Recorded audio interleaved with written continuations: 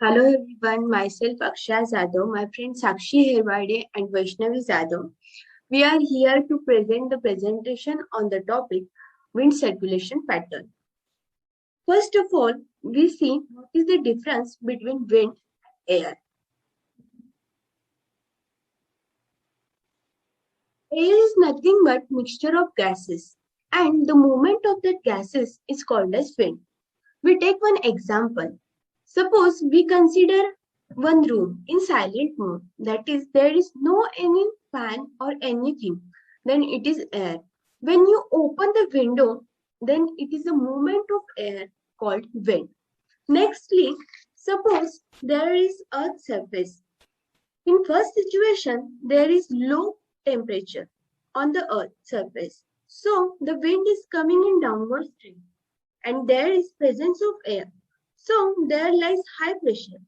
And in second situation, there is high temperature. So that air becomes hot and goes in upward direction. So that there is no presence of air and lies low pressure. We see the details onwards. Here is the wind circulation pattern.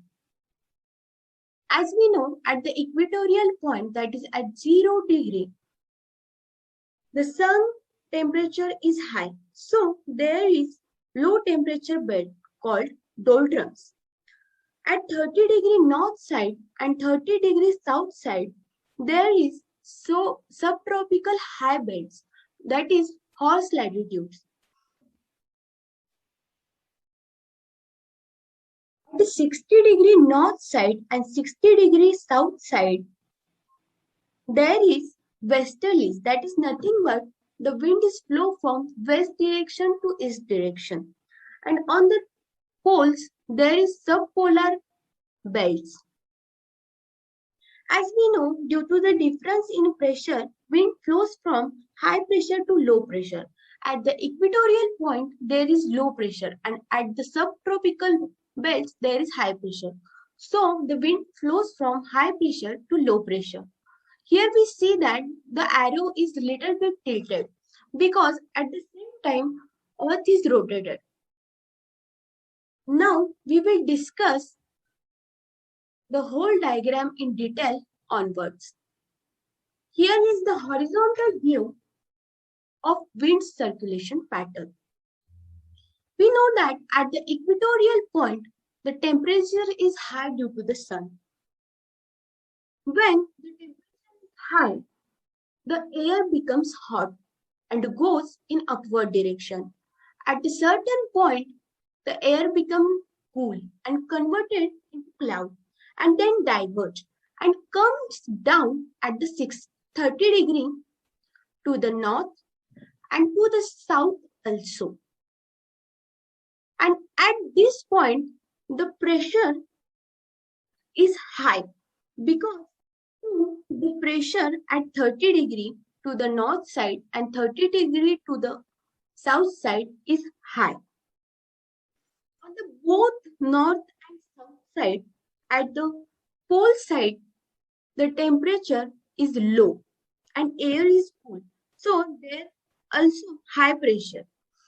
For the wind flows, 60 degree must be low pressure. So at the 60 degree, the pressure must be low at the both side, that is north side and south side.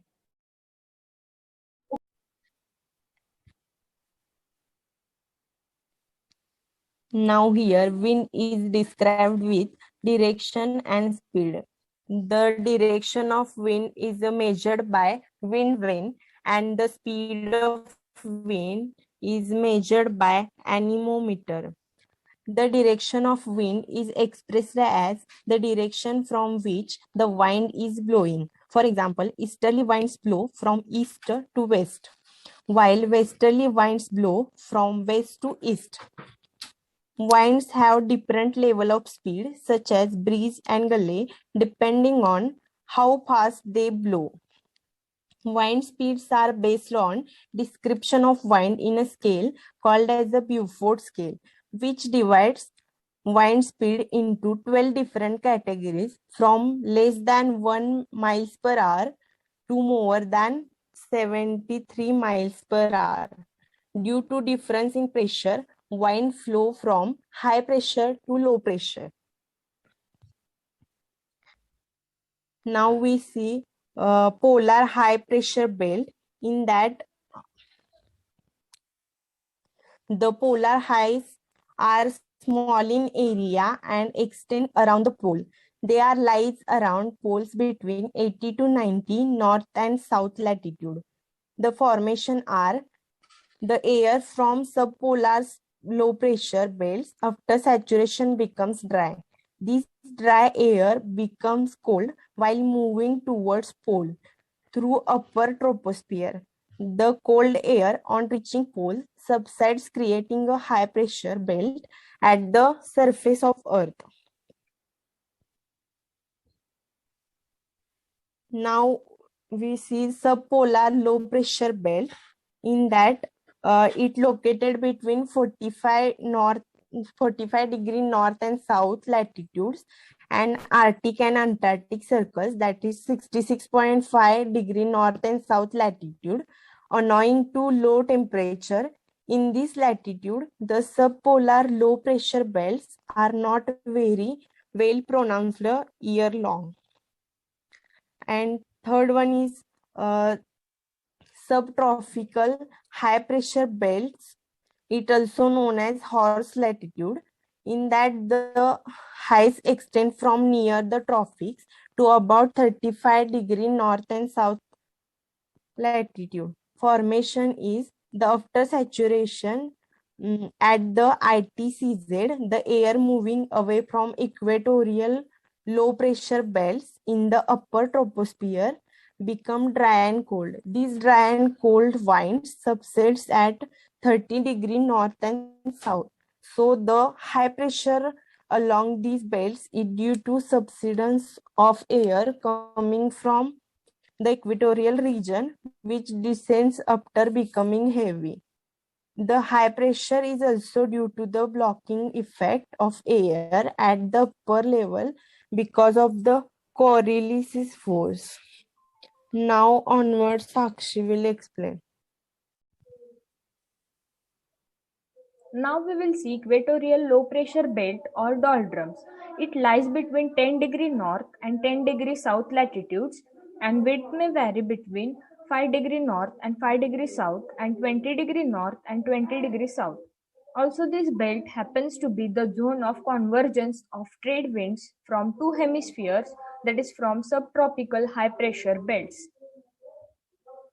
Now we will see causes and effects of wind circulation patterns.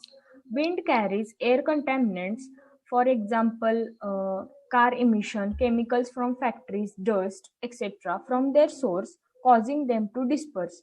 The higher the wind speed, the more contaminants are dispersed and the lower their concentration.